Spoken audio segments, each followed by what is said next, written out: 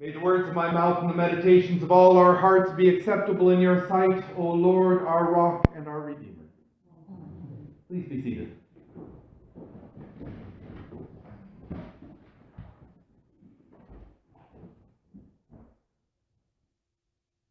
This past week in Fort Capel, we've been celebrating the Week of Prayer for Christian Unity.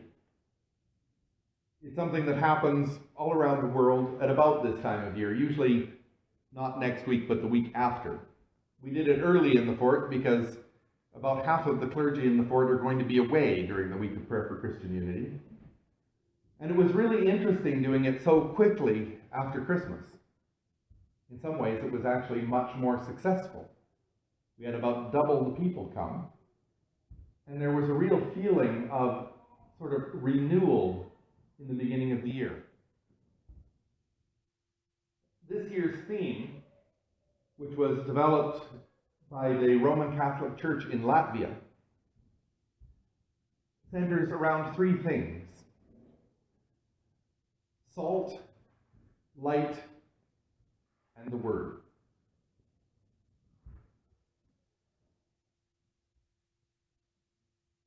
Jesus tells us that we are the salt of the earth. But, just like other salt, when salt is overused, it loses its saltiness. Have any of you ever done that? Put too much salt on something when you're cooking it? What does it end up tasting like? Kind of really bitter and flavorless. And salt does that. So our calling as Christians to be salt. We hear so often of those saying that their Christian views say, this can't be. You're wrong. Particularly out of the southern United States, we hear it all the time about, we have to do this right. I mean, this, or you're just, that's when salt is overused. So when we talk about evangelizing, about the fact that we're supposed to go out into the world and share the good news, we share it gently. We share it with respect, not with a hammer. Because when we share it with a hammer, our message is lost. It loses its flavor. And then we talk about being the light. Well, what does light do? Does light create something new? Or does it reveal what's already there?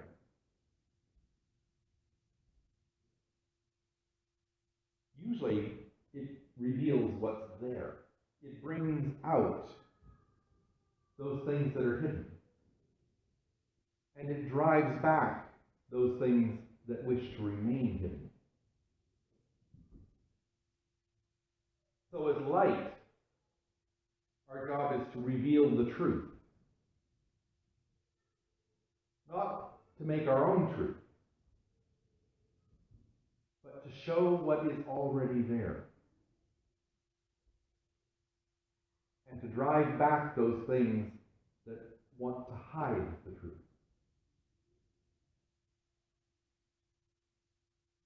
And then we have the Word. And the Word is much more than this book. As it says in the beginning of the Gospel of John, in the beginning was the Word, and the Word was God, and the Word was with God.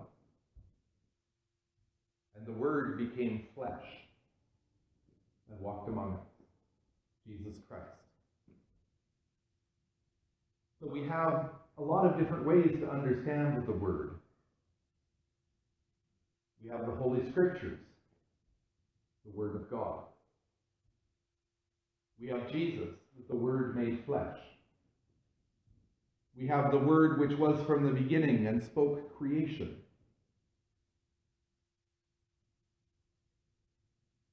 But when we think of Jesus I think there's a very important thing that we need to remember. And that has to do with worship. Because right after Jesus rose from the dead, the angel came and revealed to the women at the tomb that the tomb was empty, that Jesus was not there. He had gone ahead of them to Galilee, spread the news, and followed. And when Jesus came among the disciples, they bowed down and worshipped him, and he said, "Get up. I'm going ahead of you to Galilee. Go tell the others that they may follow and come and find me." Jesus did not want to be worshipped. When we come here, we come to worship God. And we are sent to follow Jesus. Jesus is our guide. Jesus is our path. Jesus is our way. Jesus is not the object of our devotion. God is. Now, as part of God, Jesus is in some way. But our focus with Jesus is to follow him.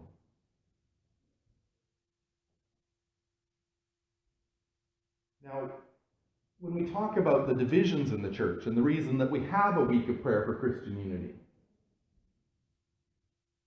all of those bits about the light, the salt, and the word are common to all of us. Even the idea of following Jesus, common to all of us. What divides us is not divine. What divides us is us. It's human. The things that stand in the way of us being one holy Catholic Church. Catholic meaning universal, not the Roman Church, but all of Christ's followers, is that we're people. We're humans. We make these divisions. They're not of God. They're of us.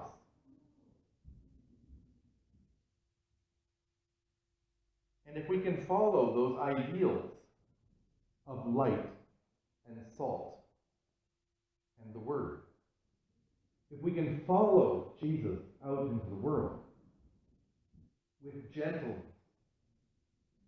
with peace in our hearts, with compassion, with love, all of those things that Jesus talked about, those divisions don't mean anything. They just become different flavors. Just like you can get salt from many sources, and that salt tastes different. At our services, we had two different kinds of salt that I brought on the first day. One was salt that was infused with ginger, and it was a pretty yellow color and tasted salty. The other one was salt from the Dead Sea, which had a very striking kind of sharp flavor. Didn't taste very salty at all. It's a very different salt, but it's still salt.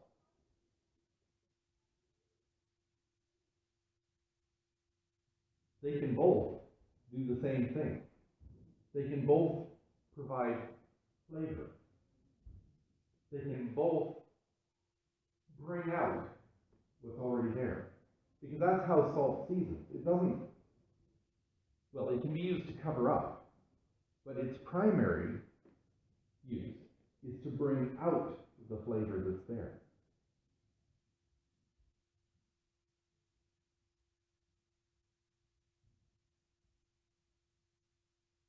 So on this day, when we celebrate the baptism of Jesus,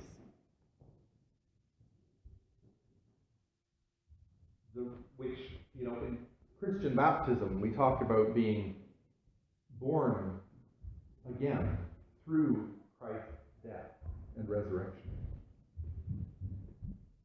When we are born into Jesus through baptism, it's to that call to follow, to read about the example that's been set. This example that didn't push anyone aside, that reached out to those who were the most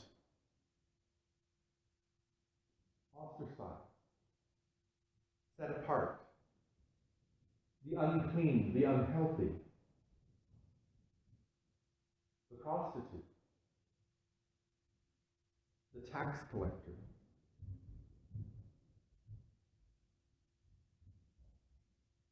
When we follow in that path, we are being light for the world. We are being salt to the earth. We are making a difference, but not because of us, but because we are showing what we've been told by God and by Jesus, that this is already there. And with our help, everyone